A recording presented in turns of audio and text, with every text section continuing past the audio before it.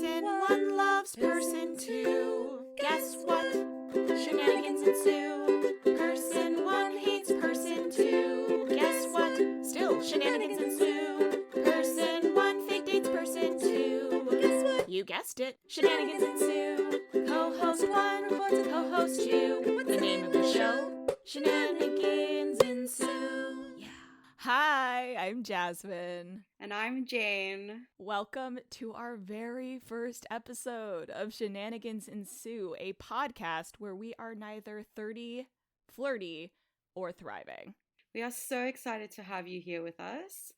I suppose for the first episode, we should give a little background about what we're doing here.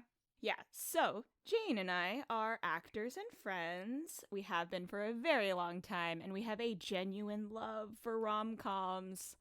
But we are still absolutely frustrated by some aspects too. You might call what we have for the genre a conditional love, unlike our love for each other, which is truly unconditional. Yeah, it really is. So, this podcast will reflect that. We will never be bashing or just gushing about a movie, but we'll probably do a little bit of both. Each week we'll watch a rom-com and discuss its merit as a member of the rom-com genre. We'll cover well-worn classics, obscure oddities, and everything in between. We'll look at the chemistry between the leads, the use of tropes, and of course, the shenanigans. Yay! Okay. For our first episode, we wanted to do a classic.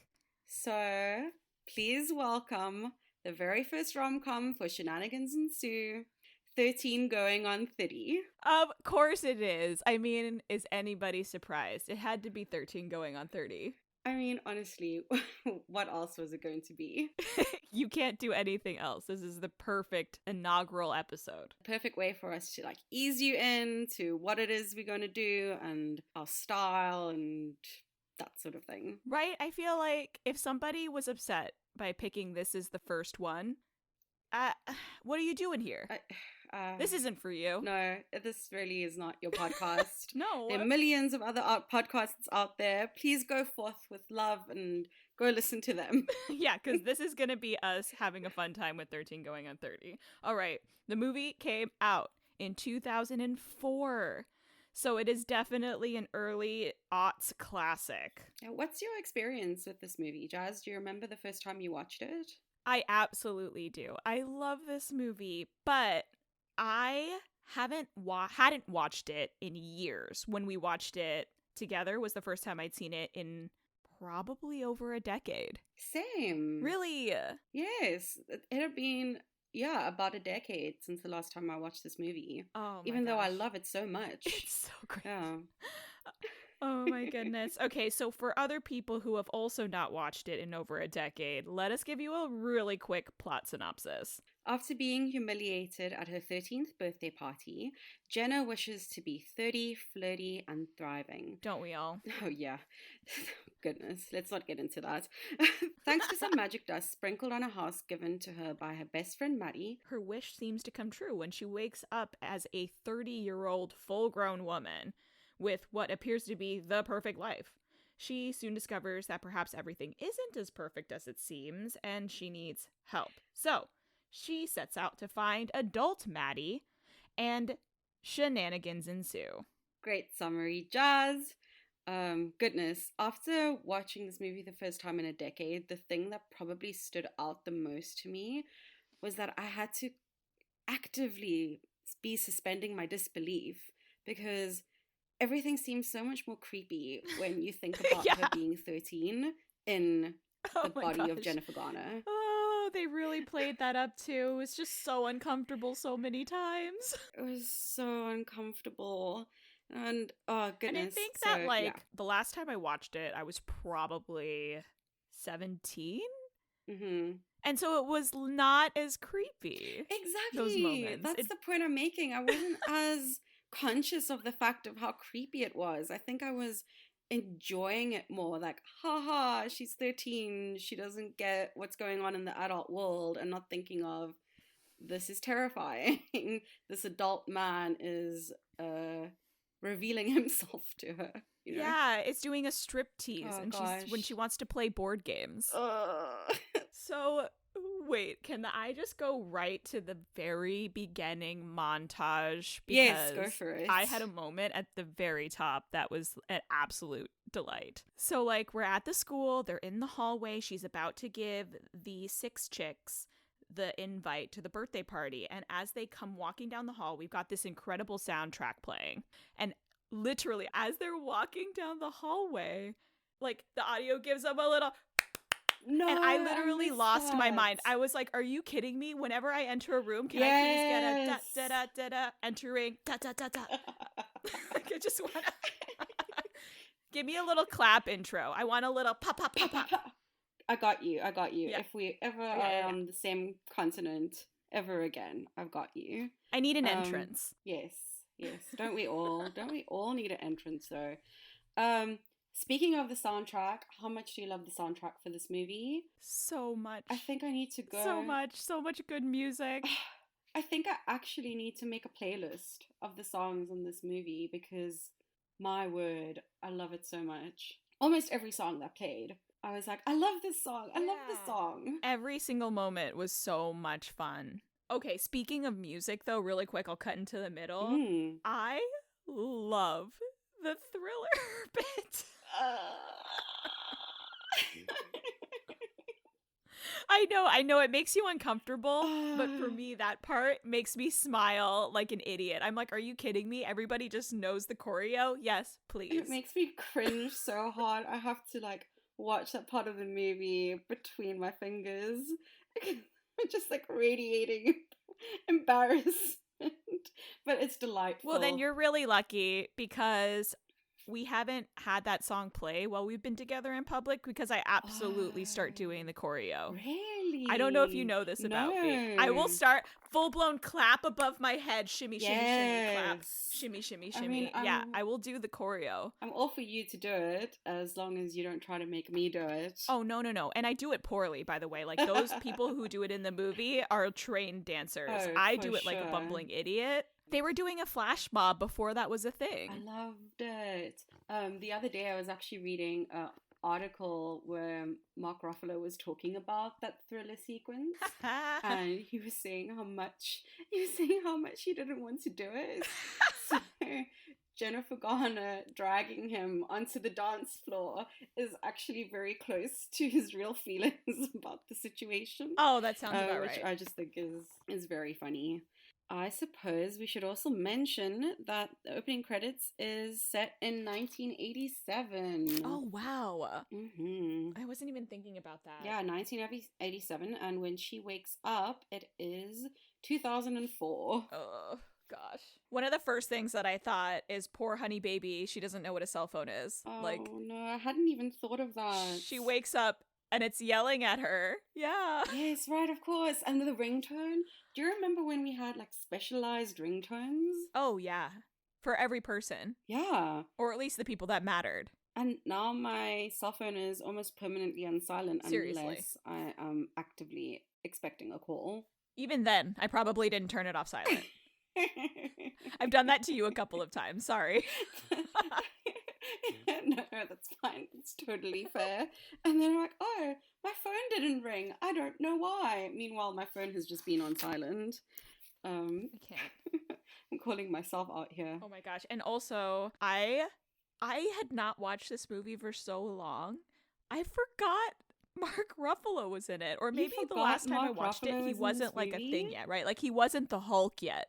So it didn't register in my brain. Wow. He did not register as a person. I should remember the last time I watched it. This was pre-Marvel Universe. And so I just did not remember. So seeing his face was a delight. Now for me, my association with Mark Ruffalo had always been rom-coms, because he's in another one with Reese Witherspoon. I think it's Just Like Heaven, and I think in The Family Stone as well, although that's not really a rom-com, but we'll get into that. So when he popped up in the Marvel universe, my reaction was like, oh, what's Mark Ruffalo doing in the MCU? Although now, of course, like that's my main association with him. So it was so pleasant to see him Yeah. in a rom-com. And also, like, quick shout out to Judy Greer. We love you. You're so funny. I love you, Judy Greer. Girl, She's you're the hilarious. Oh, I love her so much. Can she please just have her own rom-com already? Yes, I would pay good money to see the Judy Greer, a little grumpy rom-com. Yes.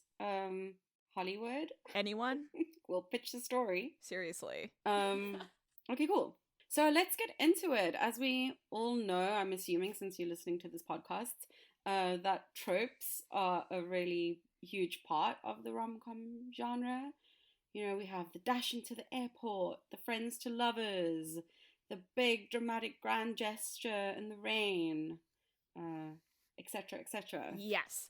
So we wanted to hit a few of those. And I don't know, maybe we'll miss some. And if we do, definitely like hit up our socials, tell us what we missed so we can talk some more about it there. Sounds good. So let's get into some of the tropes in 13 Going on 30 and how well we think they were executed or not. Yes. All right. So obviously we can start at the very beginning. Misfit in high school, classic trope.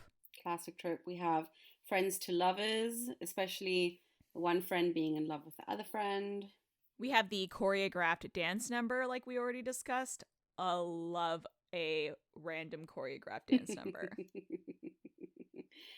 We have the stopping a wedding, kind of, that happens in this movie. Yeah. At least like interrupting, showing up at the 11th hour. Yes, we have a dash to stop a wedding. And I guess that, I don't know if this necessarily counts, but maybe even that magic dust. Oh, yeah. Whatever it was, this moment of mystical realism that we get. Yeah, totally. Was it all a dream? Did she live that for real? We'll never know. Some magical element, for sure. And then I actually put in my notes Judy Greer as the best friend. Does that count as a trope? Yes. I think it should. It absolutely should. But I also think she deserves her time in the spotlight. Oh, absolutely. I know that she does the best friend or like the supporting role so well as a character actor, but come on, we love her. Let her just have all the screen time. Yes, give her the screen time, all of it. And she makes someone who's supposed to be the villain, or at least villainess in the story, so likable. Like, I can't likable. Not like the character Tom Tom because of Judy Greer. She's kind of a total jerk, but in the most charming way. Yes. Life goals. Life goals to be like Judy Greer. Yeah. And getting back to the stopping a wedding, I know we've both spoken about this and we've agreed that it is one of our least favorite tropes in the genre. Ugh. So terrible.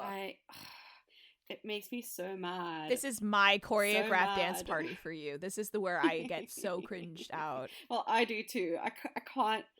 So I don't mind it as much in this movie because she doesn't run down the aisle or do I object or any of that. Like, it's a private conversation before anyone's even exchanged a vow or a ring. Yeah. But I just, when we get to Maid of Honor, the movie Maid of Honor, it's my least favorite. He's like barreling down the aisle when they're about to say I do. I can't get behind it. No. All my friends and family are there. If you already let it get that far, you waited too long. It's over. Exactly. Let it go. You had time. I'm sorry. It's not a surprise wedding, you know? No. Stuff's been in place for a while. So. And even worse than the surprise wedding, I cannot get behind the committed relationship, gonna kiss anyway moments. No, like, I can't. Oh no. Their moment in the park with the swings, gosh. I can't get behind it so much to the point that I've actually rewritten what I thought happened in that moment with the swings. Oh no. I was so surprised that they kissed. Yeah. Like, I'd actually, in pre-notes before the movie, had written fake out kiss as one of the tropes because I had remembered that it was a fake out kiss. It was so traumatic that you blocked out the full memory of it and rewrote it. Yes. I've created a whole new memory for myself because I was like, there's no way They're both in committed relationships. They didn't kiss in this moment. It No was way. a fake. Absolutely not. They can't have done this because we find them both so charming, and this would take away the charming if he is engaged to be married in like a week and he does this. Exactly. Oh my word. I can't. So Maddie. my mouth was on the floor when they actually kissed in that moment, because I was like, build up, beautiful. The music is soaring, and any second now they're going to pull away, and it's going to be a beautiful trip of the fake out kiss. And then, wait, what? Happen. Oh, no. Yeah. Oh, Lord. It's like, what? And then, I mean, like, obviously, it's what we all wanted for them, but the course. circumstances are just so awful. Exactly. Let's get into the shenanigans. Yes, please. Yes, please. So, shall I explain what a shenanigan is? I guess, for the people that aren't any fun. I don't mean that if you don't know what it means. I'm sorry. Okay, it's good for us all. It's the first episode. We get on the same page. A shenanigan is a silly or high-spirited behavior / mischief. Just everything that I want in movies and television. Everything I want in my life in general. Yeah, that's true. So, why should I limit myself to media? Yes, live your shenanigan-full life. So, to get into how a shenanigan differs slightly from a trope, as stated, a shenanigan is hijinks and fun. Now, a trope can also be hijinks and fun, but it doesn't necessarily have to be, if that makes sense. Oh, and shenanigans can be bad. Like, things that we thought were really weird. Yes. We might mention, I have one for this movie for sure. That's a shenanigan. All right, so let's get into some of the shenanigans. Obviously, the entire premise of the movie is a shenanigan. A 13-year-old somehow time travels into her adult life and body. So that entire concept is rich with shenanigans. We've touched on some of them at the top. Yes. What I also like is the blindfold, or no, not blindfold, the scarf that she's wearing when she's 13 becomes her eye mask when she wakes up. Oh, I didn't even notice that. I love that. Yeah, a little shout out to costume department. Yes, costume department. We see you. Nice touch. We see you. We appreciate you. Yes. Oh my goodness, the fun they must have had for this movie. Styling what a 13-year-old girl would dress like. Oh my gosh. The way she dresses for the big party for the magazine. Listen, that dress is a bit of a mess, but that hair. The hair. We all did that hair. We all did that. I did that. And the that was and the look. accessories on accessories. So funny. Yep, layers and layers and layers of accessories. Oh god. So many, so good. Okay, I have another shenanigan. This is my irritated shenanigan. Okay. So she goes into the village to find grown-up Maddie. And when she gets to the apartment, I don't know if you notice, he lives in like a building. They had to, he's 2B, right? Yes. 2B was the apartment. I wrote it down. There's only 4 buttons. Like, there's only 4 buttons for this whole building. And she like presses one of them. I guess maybe there's only 4 units in the entire building, but come on. Come on. This was a different exterior than like a building. You wouldn't have like 2B. Like, there's not enough units for the size building that she like walks through. It just didn't make any sense. There's only 4 buttons in the front. I live in New York. I'm calling shenanigans. Also, shortly after, when she gets into the apartment and she's having a panic attack, 2 things that I wrote down that I loved. Yeah. He asked if she was in a K-hole, which is just hilarious. I don't remember that joke when I watched it as a child. Are you in a K-hole? Goodness. And then oh, go for it. No, go ahead. Finish the K-hole thing. Oh no, I was gonna go on another tangent. Go for it. All right, I was gonna talk about around that moment as well when she asks for a fluffy pillow. I wrote that and a down. glass of That's what I was water. gonna say. Like, it's so specific, but this has clearly worked for her in the past. Also, like, it made me think, like, how many times had I been upset in my life and I'm getting worked up?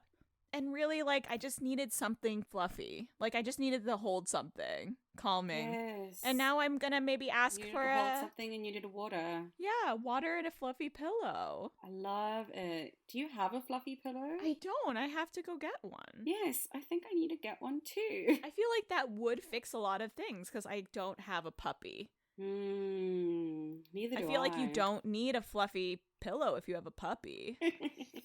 Sound logic.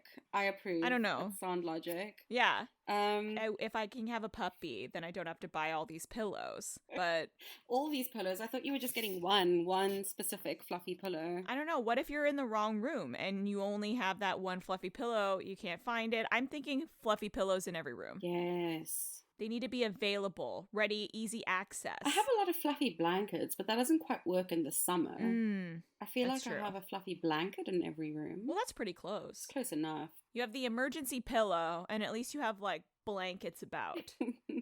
I can roll the blanket up to be like a pillow. Precisely. Another shenanigan. She walked barefoot all the Oh, way my back to goodness. Midtown. No. That's No. so far and gross. In New York, it doesn't matter how tired your feet are. It doesn't Ooh. matter. You walk home, even if it means you're gonna lose your feet because they got blistered so bad. You can't. No. Did she have high heels on, or did she just take them off because she was upset? She had high heels on, and so by the time she walks all the way back, she's got them in her hands. And I was like, oh no. No. You suffer. Yeah, you deal with it. If it means you lose a toe, that's preferable to walking the Manhattan sidewalks barefoot. Especially in the summer. There's pee and gross stuff everywhere. Oh my gosh, and the glass. Think of the glass. Ugh. No. Very pleasant picture we're painting for everyone.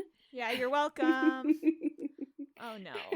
Another thing that I really liked is that in the beginning they show her struggling to hail a cab, very hesitant, and at the end of the movie she like hails a cab with such confidence. I love that for her. Cute. I didn't even realize that one. That's a good one. I can relate to that because of the first time I tried to hail a cab. What was it? You remember your first cab hail? Because it was very embarrassing because I didn't know that if the light is off, it means the cab is engaged already.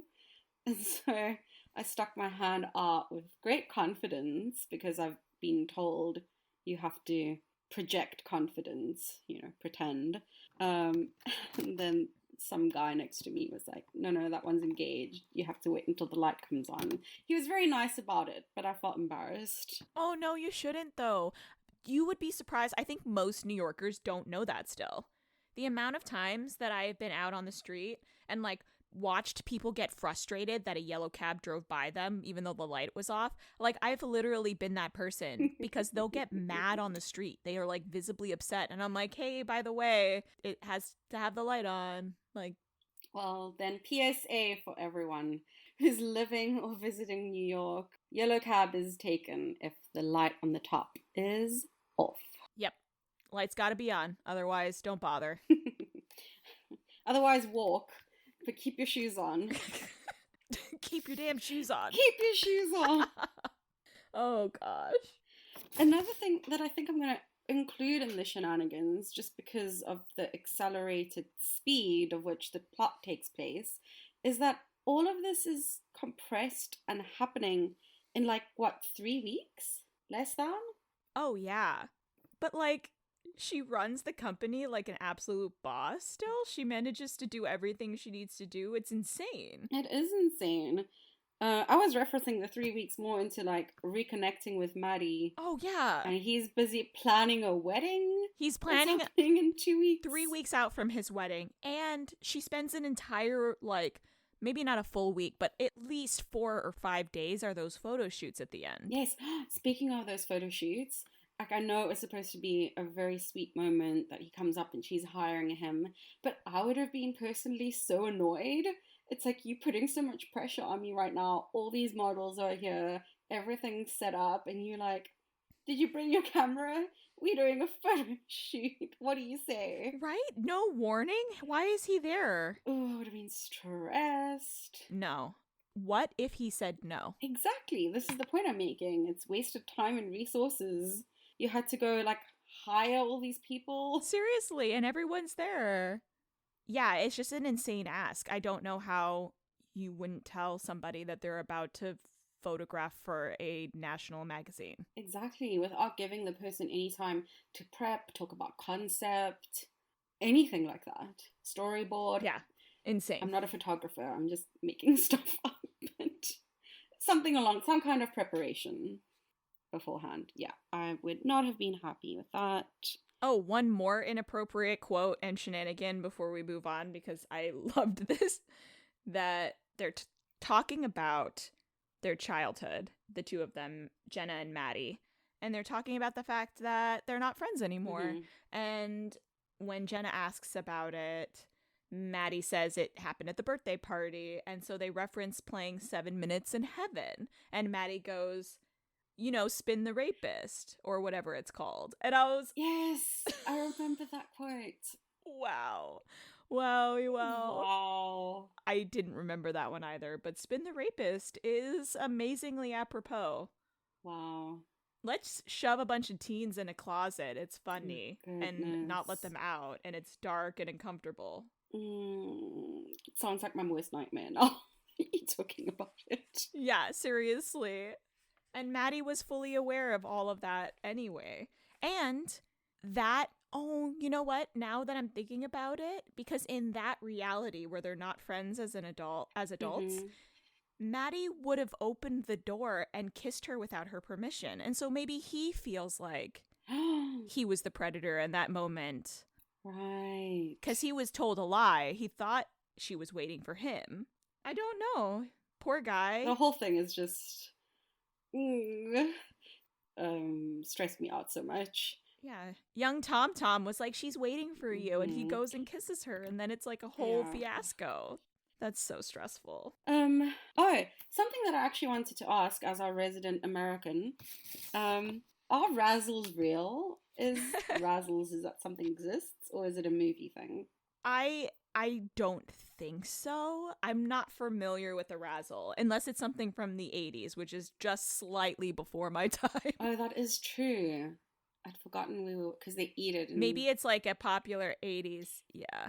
But they find it again. I don't know. Yes, that's what I was going to say. They do find it again. But they were surprised that they had them. Right. Which means it may be a specific... It's like how I feel every time I find Dunkaroos. Can people let us know if you grew up in America in the 80s? Are razzles real? Yeah, please tell us. Let us know. If you know it, find us. Tell us the info. Find us. No, don't do that. That's too much. It got a little 7 Minutes in Heaven. Yeah, that's creepy. All right, so before we move on to our final and favorite segment, let us go over whether we thought this was a fun movie, a fab movie, or a fail. I mean, obviously, it's got to be a fab. I'm going to say it's fun and fab. Like, I just think it's so much fun to watch, even though, as we said, appreciation of it has changed watching it as adults. There's definitely some things where you're like, who? Especially when you see a surprise Rudy Giuliani on the wall of her office. It's like, what are you doing here? Movies as time capsules. Good grief. But yeah, it's so much fun, and I think it's fabulous. The chemistry between, like, we haven't spoken about this, but the chemistry between Jennifer Garner and Mark Ruffalo is just outstanding. It really is. They're so, every time they're on the screen together, it's electric. Yeah, their chemistry is so beautiful, and Jennifer Garner's portrayal of a 13-year-old girl. Oh, I know. She's just so sweet and sincere. It's so good. The line that I wrote down, which she delivered to me so perfectly, was when she said, "Which village?" Oh my gosh, yes, for the East Village or whatever it was. Yes. Oh my gosh. It's so true. She manages to, like, thread the needle between being a incredibly attractive full-grown woman running around in a nightie and also just being like a 13-year-old. I think she did such an amazing job with it. And Mark Ruffalo, what a treat to see him acting in something else that's not a superhero movie. And we, just for everyone's information, we watch the movies together at the same time and we texting throughout. And it's just the tiniest thing that I didn't notice the last time I watched this movie, and we both were like, oh my goodness, when he leaves the apartment after bringing her back to her apartment, and as he's leaving, he just, like, gives a little wink. Oh, the wink. Yeah. So cute. So charming. They're so good together. They really are. They balance each other out so well. The performances both feel so sincere. Yeah. Yep. For something that could easily be very cliched or very trite, they just are so sincere in their performances, which is just really beautiful really is. to watch. Anywho, you said fab, right? Yes. So, cause Do like, you want to expand? I guess like for me, I mean, obviously it is fun too, but I am probably not gonna say many movies are fab. I think that's reserved for absolute excellence. That's gonna be like my cutoff, because most movies are fun. Listen, I'm not hard to please. That's true. So That is true. I think most of the time I'm gonna be like, this was fun, but It once was in a terrible, while. but it was so much fun. It was fun. This was unrealistic and absurd, but it was fun. Or like, yeah. Okay, I've got your rubric. Yeah. I got your rubric. I agree with it. But I do agree with you that it is fun and fab. It is just such a great movie. It's such a good example. It aged very well, all things considered. Yeah, surprisingly. I was very nervous to watch it. Yeah. Even having those jokes that are very like adult and like very self-aware, the like spin the rapist, the K-hole joke, like it was very self-aware, even being an early aughts movie. Yeah, completely. And I can already say there are going to be some that won't age as well. So. Oh yeah, and we'll see when we get there. Okay, I think that we are finally at our favorite moment, the moment we've been waiting for. Yes, our favorite segment. Called Give Me the Cheese, Please. Where we will be saying which cheese we think the movie was the most like and why. See, this part, we haven't told each other our opinions about the cheese yet, so I don't know what Jane is about to say. And I don't know what Jasmine's about to say. So this is going to be an absolute delight. All right. Okay, are you ready, Jane? Yes, are we doing this at the same time? Or Yeah, I think that we yell the cheese at the same time, and then we'll just discuss it. Yeah, ready? Okay, sounds great. Ready? Okay. One, 2, two, 3. aged Manchego. Which one did you say? Sorry, I used a non-American pronunciation for Gouda, which you would say Gouda. Yes. Okay, I love it. I'm doing an aged Manchego. Okay, give it to me. Okay, so aged Manchego. Here's why. It is a solid movie, much like this firm cheese. Indeed. We're talking, it's, slightly nutty, but it's no Swiss. And it's a film that the main character is fully aged at a rapid rate, and aged Manchego is fully aged after 2 years. So I love it. That's my reasoning. Okay, hit me with the the Gouda. So I said Gouda, but I'm talking about like a good quality, not just your any regular old Trader Joe's / Woolies Gouda. Why? Here's why. It is reliable. It is dependable. You know what you're getting yourself into. Just because it's a classic doesn't mean that it's not good. Just because everyone knows what it is doesn't mean that it's not a solid cheese in its own right. So that is why I'm saying a good quality Gouda / Gouda. It is. It's a dependable movie. It is. It's always It's good. It's not trying to prove itself to anyone. No. It knows what it is. It's not pretentious. No, it's still really good. It's there for you. I like it. Oh my gosh. I love it. That was so much fun. You were so technical with yours. Loved it. I need to step it up. Oh yeah. I went in. Yeah, you went in hard. So let us know if you agree with me or if you agree with Jazz, or if you don't agree with either of us. Yes, and let us know what cheese you think 13 going on 30 is like. We're so curious. Oh, please, and tell me why. I want to hear all about it. Yes, love it. Well, I think that's it. Oh my gosh. First episode done and dusted. We made it. I can't believe it. Wow. We did it! That was terrifying. I really hope you all enjoyed our silly shenanigan-filled breakdown of 13 going on 30. Thank you so much for joining us on our inaugural podcast. Please follow us on Shenanigans and Sue Pod and let us know your thoughts on 13 going on 30. What cheese do you think it is? If razzles are real. Whether or not we missed any of the tropes. Yeah, basically whatever. We hope that you enjoyed this time with us and that you'll tune in for the next one. And until then, we just want you to be so, so happy. Bye. Yes, let your own shenanigans ensue. We'll see you next time. Is that the theme song? No, that's actually Driving Miss Daisy. Oh, see. Yeah, it is Driving Miss Daisy. I have to watch more movies. Like,